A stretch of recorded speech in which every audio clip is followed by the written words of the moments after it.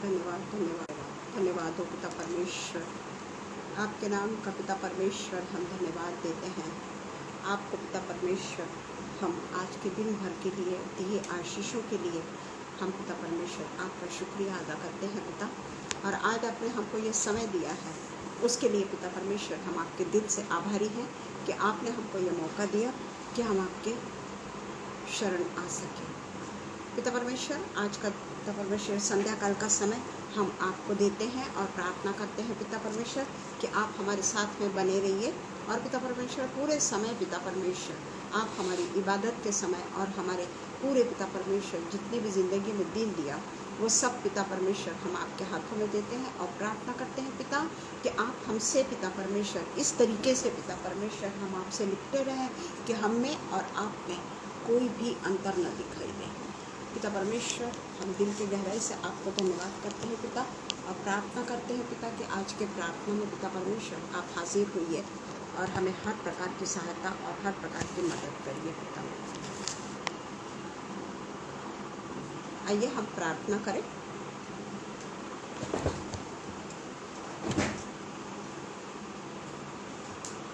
पिता परमेश्वर धन्यवाद देते हैं पिता आज के समय के लिए, आज संध्या काल के समय के लिए हम आपको हृदय से धन्यवाद देते हैं पिता कि आप पिता परमेश्वर हमारे साथ में उपस्थित हैं और आपने पिता परमेश्वर हमारी प्रार्थना को सुना है और हमारी विनती की ओर आपने कान लगाया है। और जो भी कुछ हमने तैयारी की है पिता परमेश्वर वो तैयारी में आप शामिल है पिता, यह हमारा पूरा विश्वास है पिता। और हम जानते हैं पिता परमेश्वर कि जो भी पिता परमेश्वर वचन अभी हम बोलने जा रहे हैं पिता उसमें पिता परमेश्वर आप अपने आशीष का हाथ रखिएगा पिता और होने दीजिएगा पिता परमेश्वर कि वो वचन जो हम बोलेंगे वो पिता परमेश्वर 100 गुना फलवंत होने पाए। और पिता परमेश्वर वो वचन पिता परमेश्वर ऐसी भूमि पे गिरे जो सुपीक हो पिता। और पिता परमेश्वर वो केवल पिता परमेश्वर फल लाने वाली नहीं बल्कि बहुतायत से फल लाने वाली हो सके पिता परमेश्वर। हम जो बोल रहे हैं पिता हमको भी पिता परमेश्वर वो ऐसा पिता परमेश्वर सबक दे पिता कि हमारा जो जीवन है वो आपके इच्छा के अनुसार और आपके पिता परमेश्वर हाथों में हम सौंपते हैं कि आप हमारी हर बातों का पूरी तरीके से पिता परमेश्वर सकारात्मक उत्तर दीजिए पिता, ताकि पिता परमेश्वर हमारी लाइफ में जो भी आप हमसे करवाना चाहते हैं वो पिता परमेश्वर हम करने वाले हो सके। इसके भी आगे आप हमसे जो भी सेवा लेना चाहते हैं वो सेवा के लिए हम अपने आप को सदा हाजिर करके रखने वाले हो सके पिता परमेश्वर। हम आपसे प्रार्थना करते हैं, आपको धन्यवाद देते हैं आगरा मसीह मंडली के लिए पिता कि जिसने पिता परमेश्वर अपने पेज को पिता परमेश्वर हमारे लिए खोला कि हम वहाँ पर जाकर परमेश्वर की इबादत करने वाले हो सके। हम अनुपम भैया और शबनम का बहुत बहुत धन्यवाद करते हैं पिता कि आज उन्होंने पिता परमेश्वर हमको ये मौका दिया कि हम परमेश्वर के वचन को उनके पेज पे शेयर करने वाले हो सके पिता परमेश्वर। हम जानते हैं कि जो भी ये वचन को सुनेगा उसके लिए पिता परमेश्वर ये 100 गुना फल लाने वाला वचन होगा। और जो भी पिता परमेश्वर ऑनलाइन उपस्थित होंगे उन सबको पिता परमेश्वर आप अपनी आशीषों से नवाजिएगा। और जो पिता परमेश्वर ऑफलाइन अगर देखेंगे उनको भी पिता परमेश्वर पूरी तरीके से उनकी बुद्धि को पवित्र करके पिता परमेश्वर होने दीजिएगा कि वो पवित्र आत्मा से भरकर ये वचन के अनुसार पिता परमेश्वर सुन के वैसे ही अपने जीवन में परिवर्तन करने वाले हो सके। सब कुछ पिता परमेश्वर हम उद्धार करते यीशु मसीह के नाम से मांगते हैं, सुनिए और कबूल करिए। आमीन पिता, आमीन आमीन। Praise the Lord sister, praise the Lord. मेरी आवाज़ आ रही है ना?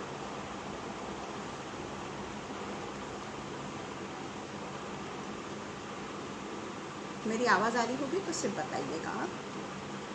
आज का जो मेरा विषय है वो है परमेश्वर का न्याय। आज का मेरा विषय का जो टॉपिक है वो है परमेश्वर का न्याय। हम देखते हैं रोमन्स 2:1 में हम देखते हैं, वो हम पढ़ेंगे 2:1 से लेके 4 तक। अतः हे दोष लगाने वालों, थैंक यू सिस्टर, हे दोष लगाने वाले तू कोई क्यों न हो, तू निरुत्तर है। तू कोई क्यों न हो, तू निरुत्तर है, क्योंकि जिस बात में तू दूसरे पर दोष लगाता है उसी बात में अपने आप को भी दोषी ठहराता है। तो जिस बात में दूसरों पर दोष लगाता है उसी बात में तू अपने आप को भी दोषी ठहराता है। इसलिए कि तू जो दोष लगाता है स्वयं ही वह काम करता है। ये जो टॉपिक है हम कई बार इसको पढ़ते हैं, है ना, और पढ़ के हम आगे बढ़ते हैं, परंतु हम ये नहीं सोचते कि हमारे जीवन में हर सेकंड बोलिए या हर घंटा बोलिए या हर एक दिन बोलिए, कई लोग ऐसे होंगे जो बहुत कम दोष लगाने वाले होंगे, कई लोग ऐसे होंगे जो हमेशा ही दोष ढूंढने वाले होते हैं, हमेशा ही उनको दूसरों में दोष दिखाई देता है। वो स्वयं परीक्षण नहीं करते, खुद का परीक्षण वो नहीं करते, वो नहीं समझते कि वो क्या कर रहे हैं। अगर कहती हूँ कि वो स्वयं परीक्षण नहीं करते तो मैं उनके ऊपर दोष लगा रही हूँ, है ना, क्योंकि मैं नहीं जानती कि वो अपना परीक्षण करते हैं या नहीं करते हैं।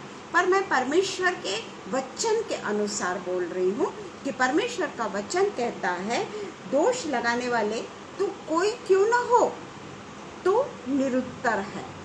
क्योंकि जिस बात के लिए अगर हम दोष लगाते हैं, अगर मैंने कहा किसी से कि वो बहुत झूठ बोलती है, या अगर मैंने कह दिया कि वो परमेश्वर के वचन को बताती तो ज़रूर है पर उसका जीवन क्या है ये मैं जानती हूँ,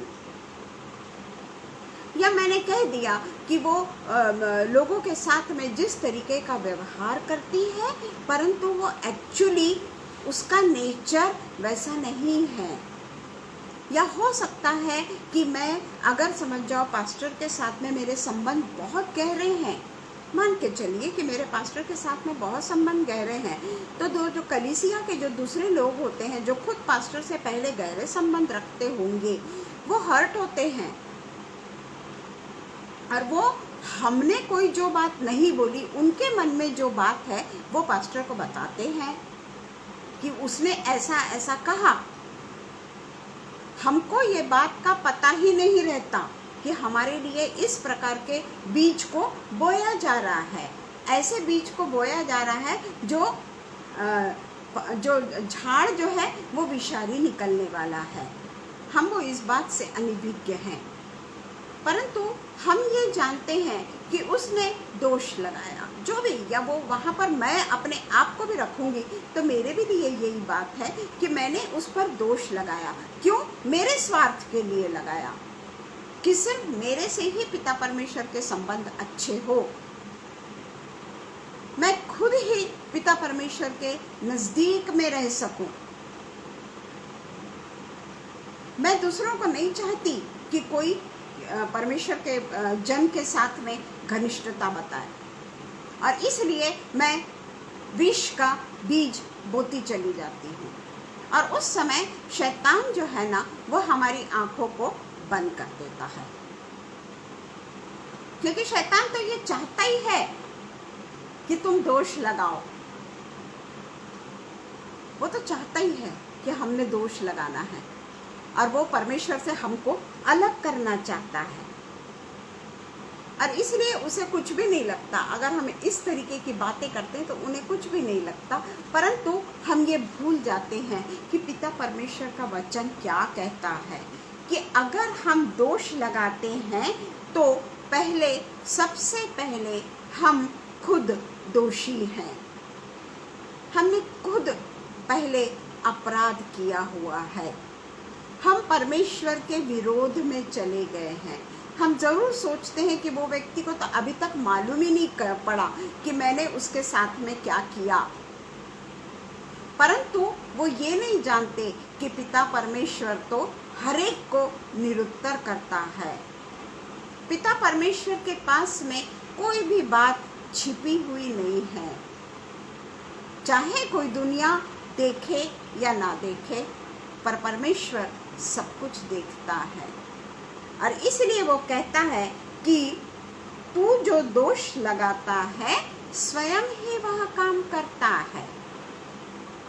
हम कई बार देखते हैं कि हम हमेशा बोलते हैं कि परमेश्वर के वचन को हमको बहुत ही आत्मीयता से उसको पढ़ना है, बहुत ही तन्मयता से उसको पढ़ना है, और इसके अलावा हमको परमेश्वर के वचन को केवल पढ़ना नहीं है, बल्कि उसके अनुसार हमको चलना भी है, उसके अनुसार हमको काम भी करना है।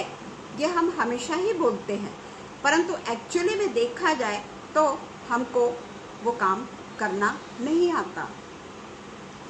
हम परमेश्वर के वचन को बोलते ज़रूर हैं, हम परमेश्वर के वचन को सुनते ज़रूर हैं, हम बहुत ही एकाग्रता से परमेश्वर के वचन को प्रिपेयर भी करते हैं, परंतु हम ये बात भूल जाते हैं कि जो हम प्रिपेयर कर रहे हैं, आज जैसे मैंने प्रिपेयर किया परमेश्वर का न्याय, दोष लगाने के बारे में जैसे आज मैं बोल रही हूँ, तो क्या प्रिपरेशन के समय कहीं तो भी मेरा मन कचोटा क्या मेरे को कि मैं स्वयं ही तो दोष लगाने वाली हूँ।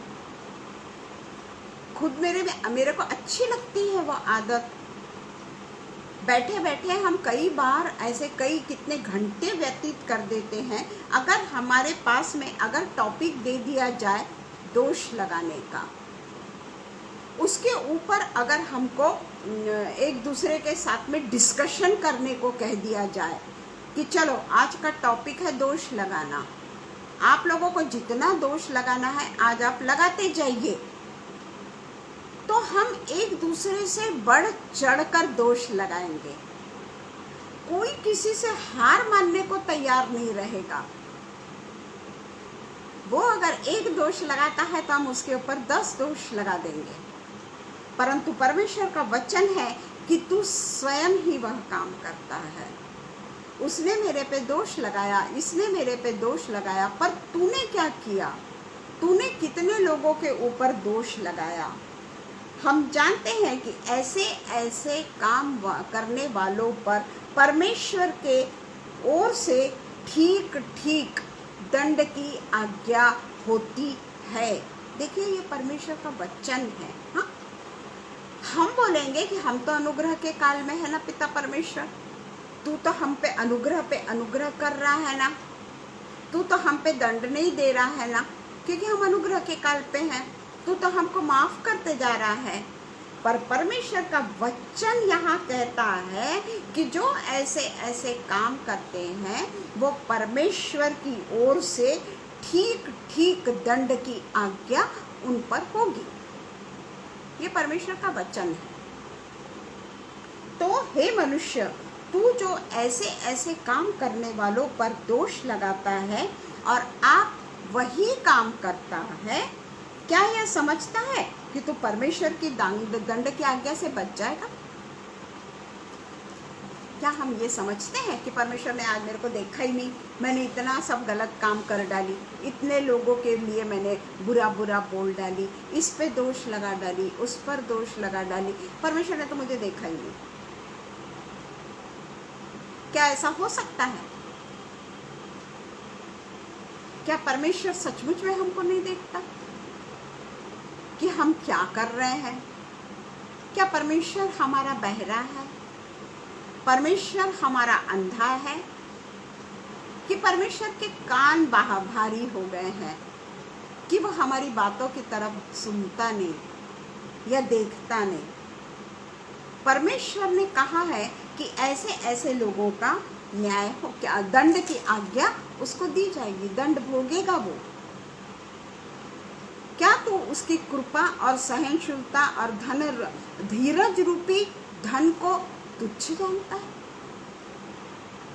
हमारा पिता परमेश्वर कैसा है? सहनशील है, सहनशील है, हमें माफ करते चला जाता है, कृपालु है, अत्यंत दयालु परमेश्वर है, हमको मौके पे मौके देता चला जाता है कि अभी तो भी तू अपने मन को फिरा ले, और सहन करता चला जाता है, धीरज धरता चला जाता है, हमारे लिए धीरज धरता चला जाता है कि अभी तो भी तू सुधर जा, अभी तो भी तू समझ ले कि तू जो कर रहा है वो गलत कर रहा है।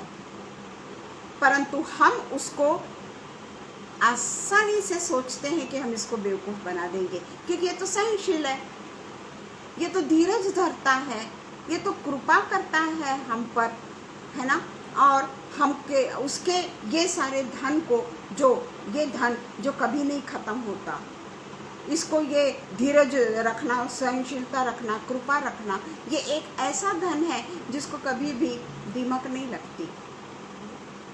ये धन कभी समाप्त नहीं होता। मनुष्य जो धन कमाता है वो खत्म हो जाता है, कहीं ना कहीं उसका धन खत्म हो जाता है। पर अगर हम कृपा, सहनशीलता और धीरज रूपी धन को तुच्छ समझते हैं तो क्या यह नहीं समझते कि परमेश्वर की कृपा तुझे मन फिराव का सिखाती है, तुझको मौका देती है, रिपेंटेंस का मौका देती है तेरे को, कि तू अभी भी अपने पापों से तौबा कर ले, तू अभी भी दोष लगाने वाली आत्मा से दूर हो जा, तू एक दूसरे पे दोष मत लगा और अपनी कठोरता और हठीले मन के कारण उसको क्रोध के दिन के लिए, जिसमें परमेश्वर का सच्चा न्याय प्रकट होगा, अपने लिए क्रोध कमा रहा है। जो जो गुनाह हम कर रहे हैं ना, चाहे वो आप बोलेंगे कि ये छोटे गुनाह हैं, परंतु हर एक का न्याय होना उचित समय पे जरूरी है। और वो उस समय क्या होगा? क्या हमको महिमा, आदर और अमरता का मुकुट मिलेगा? क्या हम उस मुकुट को पाएंगे? हम तो क्रोध कमा रहे हैं। हम अगर अपनी स्टडी करें तो हम देखेंगे कि हम इसके लिए परमेश्वर की वचन से हम जो बोल रहे हैं परंतु उसके अनुसार करते नहीं हैं, तो हम निश्चित ही क्रोध के भागीदारी हैं। उसी तरीके से हम देखते हैं मैथ्यू 7:1-5, दोष मत लगाओ कि तुम पर भी दोष न लगाया जाए। देखिए यहाँ पर भी कि दोष न लगाओ कि तुम पर भी दोष न लगाया जाए।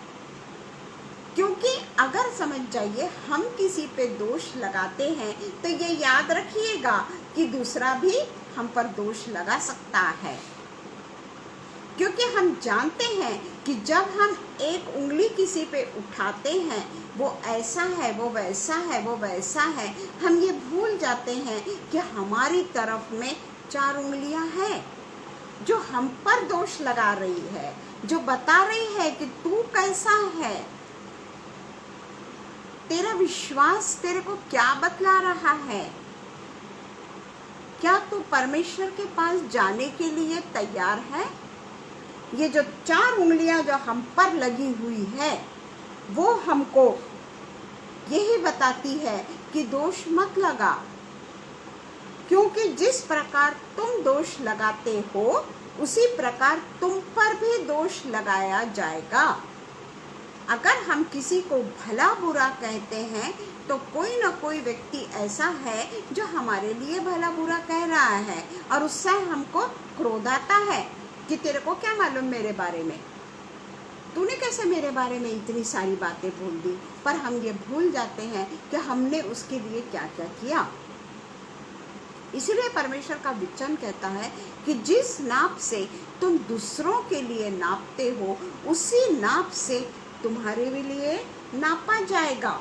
ये बात हमेशा ध्यान रखना है हमको कि पिता परमेश्वर का वचन हमको क्या सिखा रहा है, वो क्या बता रहा है हमको कि हमको क्या करना है, हमको किस तरीके से अपने जीवन को आगे बढ़ाना है, हम किस तरीके से अपने आप को परमेश्वर के राज्य में प्रवेश करने के लिए उसकी निज संतान हमको बनना है। यह हम भूल जाते हैं और हम हमेशा थोड़ी थोड़ी देर में हम लोगों के लिए कुछ न कुछ बोलते रहते हैं। हम ये मौका हमको कोई नहीं सिखाता, दोष लगाने का मौका, दोष कैसे लगाना यह हमको कोई नहीं सिखाता, कोई नहीं सिखाता हमको ये बात। परंतु हम खुद इतने मशगूल हो जाते हैं अपने इसमें कि हम लोगों के ऊपर दोष लगाने में कोई कमी नहीं करते। अभी देखिए यहाँ पे यहजकेल का जो है एजिकेल 35 का 11 जो है, इस कारण परमेश्वर यहोवा की यह वाणी है कि मेरे जीवन की सौगंध तेरे कोप के अनुसार और जो जलजलाहट तूने उन पर अपने बैर के कारण की है, उसी के अनुसार मैं तुझसे बर्ताव करूँगा। देखिए, जो तूने किया है तेरे कोप के, मेरे जीवन तेरे कोप के अनुसार जो जलजलाहट तूने उन पर अपने बैर के कारण की है। दोष लगाना यानी जलजलाहट, इतना ज़्यादा हम गुस्सा, उनके ऊपर जलन हो रही हमको, इतने ज़्यादा हम उनको नीचा दिखाना चाह रहे हैं और उसके लिए अपने पर बैर के कारण उसी के अनुसार मैं तुझसे बर्ताव करूँगा। ये परमेश्वर बोल रहा है कि अगर तू ऐसा काम करता है तो मैं तुझसे ऐसा ही व्यवहार करूँगा, और जब मैं तेरा न्याय करूँ तब तुम में अपने को प्रकट करूँगा। बताएगा वो हमको कि तूने ऐसा ऐसा की। हम बोलेंगे पिता परमेश्वर हमने तो ऐसा नहीं किया। उस समय हमको एक्सप्लेनेशन देने का समय नहीं मिलेगा। आज हमारी मन की आंखें परमेश्वर ने खोल रखी है, इसलिए हम दूसरों को जिस नाप से नापते हैं, सोचते हैं कि उसने हमारे साथ में ऐसा नहीं करना चाहिए तो हमने भी उसके साथ में ऐसा नहीं करना है। हमको भी पूरे तरीके से सतर्क रहना है, हमको भी पूरे तरीके से ये करना है कि हम किस तरीके से लोगों के साथ में बर्ताव करें, है ना। तो इसी तरीके से हम देखते हैं कि तू क्यों अपने भाई के आंखें के तिनके को देखता है और अपनी आंख का लट्ठा तुझे नहीं सूझता। लोगों के आंख, भाई यानी सगा भाई नहीं, लोगों के आंख में अगर समझ जाओ थोड़ा सा भी तिनका है वो हमको फट से दिख जाता है ना, कि उसकी आंख में खराबी है, कुछ तो भी गंदा लगा हुआ है। पर परमेश्वर का वचन कहता है कि तेरी आंख का लट्ठा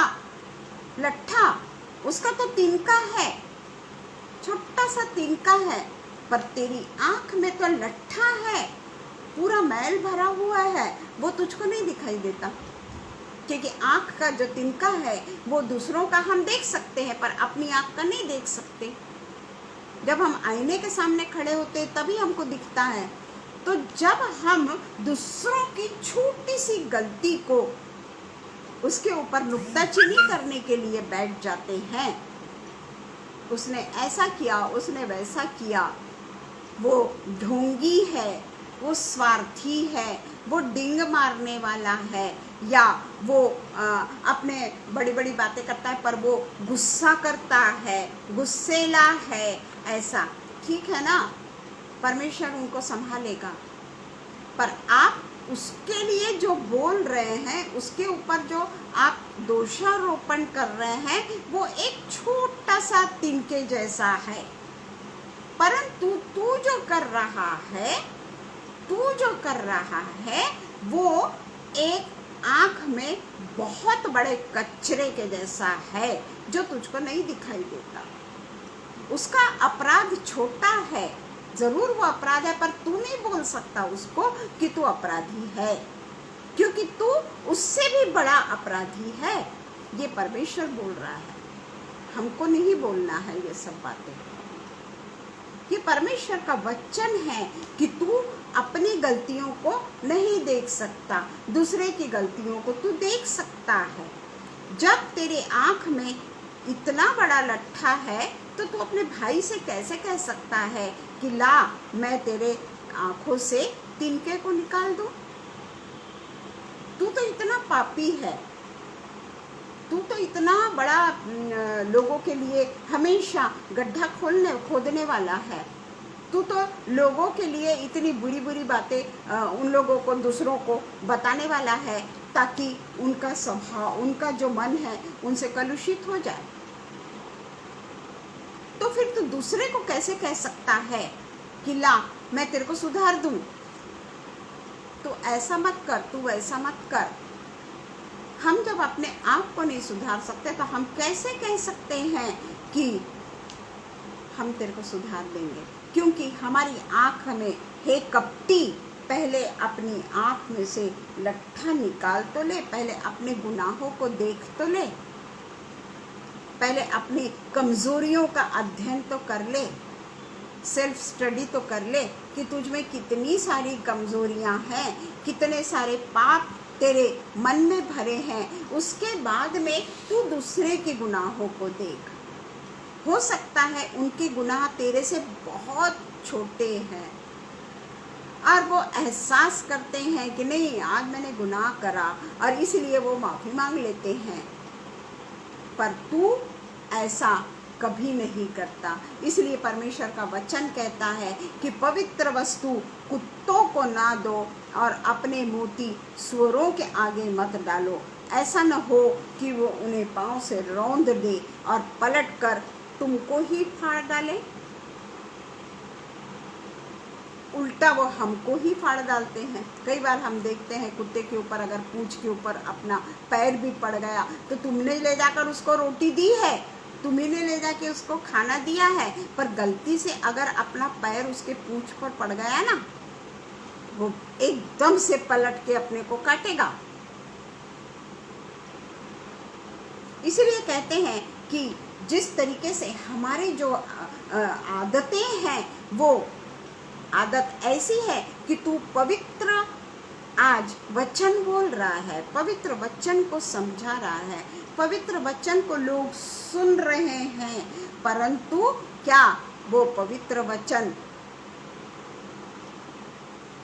हम खुद इतने ज़्यादा दोषी हैं, इतने ज़्यादा पापी हैं, तो क्या वो पवित्र वस्तु मैं खुद इतनी दोषी होने के बाद में दूसरों को कैसे सुना सकती हूँ? क्योंकि अगर मैं इतने दोषी हूँ तो मैं परमेश्वर के वचन को अपने पांव तले रौंद रही हूँ, क्योंकि मैं नहीं जानती कि मैं क्या कर रही हूँ। मेरे दोष मुझको नहीं दिख पड़ते, मेरी आंखों का लट्ठा मुझको नहीं दिख पड़ता, और इसलिए मैं उस पवित्र वचन को अपने पांव तले रौंद रही हूँ। तो वो इसलिए कहता है कि हमको बहुत ही इस बात में सतर्क रहना है कि हमने जीवन में किस तरीके का व्यवहार करना है, किस तरीके से अपने जीवन को हमको चलाना है, किस तरीके से हम परमेश्वर के वचन के अनुसार ही अपने जीवन को काटने वाले हो सके। परमेश्वर का वचन कहता है उसके अनुसार ही हम चलने वाले हो सके, तभी तो परमेश्वर का न्याय हम पर हो सकेगा ना, कि वो हमको अपने साथ में स्वर्गलोक में ले जाएगा। अगर हम ही अगर दोषी हैं, हम ही अगर लोगों पे दोष लगाते हैं, तो क्या हम सोचते हैं कि हमारा परमेश्वर हमको स्वर्गलोक में ले जाएगा? न्याय के दिन वो हमें माफ़ करेगा। न्याय के दिन किसी को भी माफ़ी नहीं है, कोई माफ़ी नहीं मांग सकता न्याय के दिन। प्रकाशित वाक्य 12 का जो है वो हम पढ़ेंगे, 12 का रेवल्यूशन 12 का 10 9 से पढ़ेंगे। तब वह बड़ा अजगर अर्थात वही पुराना सांप जो इब्लिस और शैतान कहलाता है और सारे संसार को भरमाने वाला है, वह पृथ्वी पर गिरा दिया जाएगा। पृथ्वी पर गिरा दिया जाएगा और उसके दूत उसके साथ गिरा दिए गए। फिर मैंने स्वर्ग से यह बड़ा शब्द आते हुए सुना कि अब हमारे परमेश्वर का उद्धार और सामर्थ और राज्य और उसके मसीह का अधिकार प्रकट हुआ है, क्योंकि हमारे भाइयों पर दोष लगाने वाला जो रात दिन हमारे परमेश्वर के सामने उन पर दोष लगाया करता था, गिरा दिया गया है। यानी अगर हम दोष लगाते हैं और लोगों के ऊपर नुक्ताचीनी करते हैं और लोगों को गलत बोलते हैं, तो हम परमेश्वर के सामने जिस तरीके से परमेश्वर ने शैतान को ऊपर से फेंक दिया, वही हश्र हमारा होगा, वही हश्र हमारा होगा। जिस तरीके से लूका 10, 18 और 19 में लिखा है, लूका 10, 18 से 19 में लिखा हुआ है कि उसने उनसे कहा, मैं शैतान को बिजली के समान स्वर्ग से गिरा हुआ देख रहा था। देखो, मैंने तुम्हें सांप और बिच्छुओं को रौंदने का और शत्रु की सारी सामर्थ पर अधिकार दिया है, और किसी वस्तु से तुम्हें कुछ भी हानि न होगी। इतना सब कुछ वचन पढ़ने के बाद, इतने प्रोमिसेस को पढ़ने के बाद, इतना सब कुछ होने के बावजूद भी हम शैतान के अधीन जाते हैं, हम शैतानी काम करने लग जाते हैं, और इसलिए परमेश्वर हमको ऊपर से नीचे फेंकने पर है। परमेश्वर हमको अपने सामने नहीं खड़ा भी नहीं करेगा, वो हमको पृथ्वी पर गिरा देगा। पर अगर हम दोष लगाने वाले रात दिन परमेश्वर के सामने दोष लगाते हैं, अपने आप का स्टडी कर सकते हैं कि हम कब दूसरों पे दोष लगाते हैं, वो शैतान के सामने समान नीचे गिरा दिया जाएगा। ये स्पष्ट कहा गया है। इसलिए हमको क्या करना है, इसके ऊपर तो हमने देख लिया, हम जानते भी हैं कि हम दोष लगाने के बारे में बहुत पढ़ते हैं, परंतु हम अपने आप पर क्या उसमें हम सोचते हैं कि हम किस तरीके से सुधरें। क्या हमने कभी सोचा कि हम गलत काम कर रहे हैं? अगर हम सोचते हैं कि नहीं, मैं परमेश्वर के विरुद्ध में जा रहा हूँ, तो निश्चित ही हम इस बारे में भी सोचेंगे कि नहीं, मैं परमेश्वर से माफ़ी मांगूंगा, मैं परमेश्वर को माफ़ मांगूंगा, और इसके बाद मैं ऐसा काम कभी नहीं करूंगा। और इसलिए हमको किस तरीके के काम करना है, क्योंकि आज मैं जल्दी ख़त्म करने वाली हूँ, तो मैं देखती हूँ कि फर्स्ट तिमुथियुस 5:24 उसमें लिखा है, कुछ मनुष्यों के पाप प्रकट हो जाते हैं और न्याय के लिए पहले से पहुँचाए जाते हैं, पर कुछ के पीछे से आते हैं। वैसे ही कुछ भले काम भी प्रकट होते हैं, और जो ऐसे नहीं होते वे भी छिप नहीं सकते।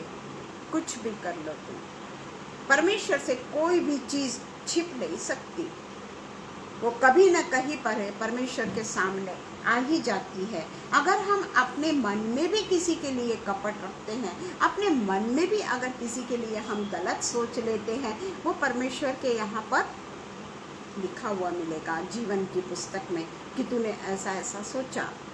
परमेश्वर हमारे मन को जांचने वाला है, हमारे हृदय को जांचने वाला है, और अगर हम भले काम करते हैं उसका भी लेखा जोखा परमेश्वर के पास में रखा है। और इसलिए ज़रूरी है कि हम अपने आप को भले काम की ओर अपने आप को निकालते चले जाएं, और भले काम हम विश्वास रखकर, परमेश्वर पे विश्वास रखकर, अपनी जिम्मेदारियों के साथ में हम भले काम को करने वाले हो सके।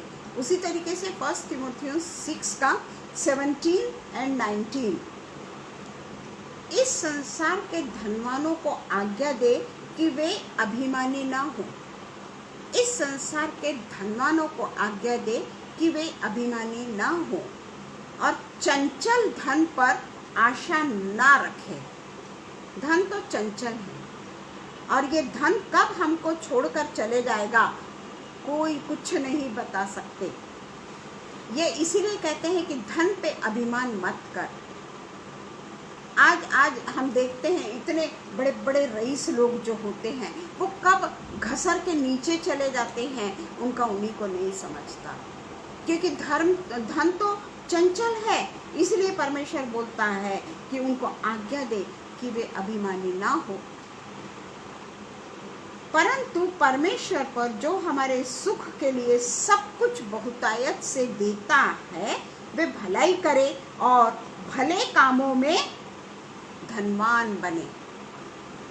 हमको हमेशा भले काम करना है, भले राहों पे चलना है, उदार और सहायता देने में तत्पर हो, और आगे के लिए एक अच्छी नींव डाल रखे कि सच्चे जीवन को वश में कर ले। तो हमने देखा कि किस तरीके से परमेश्वर हमको बिल्कुल सटीक वचन बताते हैं कि हमको किस तरीके का जीवन जीना है, और किस तरीके के जीवन को हमको छोड़ देना है। जो हम हमेशा करते आते हैं वो जीवन को हमको छोड़ देना है, और हमको भले काम करना है। और भले काम अगर हम किसी को कुछ देते भी हैं तो बिल्कुल ऐसा खोल के नहीं, बल्कि हथेली बंद करके देना है, ताकि 10 लोगों को ये पता ना पड़े कि आप कितना बड़ा काम कर रहे हैं। वो सिर्फ परमेश्वर के राज्य में उसकी लिखना चाहिए, परमेश्वर के जीवन की पुस्तक में वो लिखना चाहिए कि आपने आज कितना बड़ा काम किया। पिता परमेश्वर का धन्यवाद हो। आज मेरे को जरा बाहर भी जाना है, तो आइए हम प्रार्थना करें। Hallelujah, hallelujah, hallelujah, hallelujah, hallelujah. हे जीवित परमेश्वर पिता, हम आपके पास आते हैं, धन्यवाद देते हैं, धन्यवाद देते हैं, धन्यवाद देते हैं आज के दिन के लिए पिता, कि आज आपने हमको ये समय दिया कि हम आपकी उपस्थिति में आ सकें। पिता परमेश्वर, हम आपको पिता परमेश्वर दिल के गहराई से धन्यवाद देते हैं पिता। आज जो ये वचन आपने हमको बताया उसके अनुसार पिता परमेश्वर सच में हम दोष लगाने वाले ना हों, क्योंकि जिस तरीके से हम दूसरों पे दोष लगाते हैं हम ये भूल जाते हैं कि 4 उंगलियां तो हमारे पास में है पिता, हम ही को इंगित कर रही है कि हम कितने गलत हैं पिता। और इसीलिए पिता परमेश्वर हमारे मन को शुद्ध कर, हमारे मन को साफ कर, हमें पूरे तरीके से एक शुद्ध आत्मा दे, भलाई के काम के लिए हम आगे बढ़ते चले जाएं। यही होने दे पिता कि हम भले काम करने वाले हो सकें। ये सारी विनती पिता परमेश्वर हम आप ही के पवित्र पवित्र मीठे नाम से मांग लेते हैं। सुनिए और कबूल करिए। आमीन पिता, आमीन, आमीन।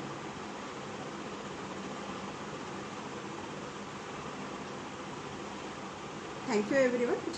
जो हाजिर है उन सबको मैं प्रेज़ द लॉर्ड बोलती हूँ। प्रेज़ द लॉर्ड सिस्टर, आपने मेरे को ज़रा जल्दी जाना है, इसलिए तो आप हाजिर थे, आपने सुना परमेश्वर का वचन, उसके लिए मैं आपको बहुत बहुत धन्यवाद देती हूँ। पिता परमेश्वर आपको बहुत से आशीष दे। जीवन के सारी जितनी भी अड़चनें हैं या जितना भी वो है, वो यीशु मसीह के नाम से पूरे तरीके से आपके जीवन से निकल जाए और आप हमेशा खुश और प्रसन्नचित्त रहें। आमीन, आमीन।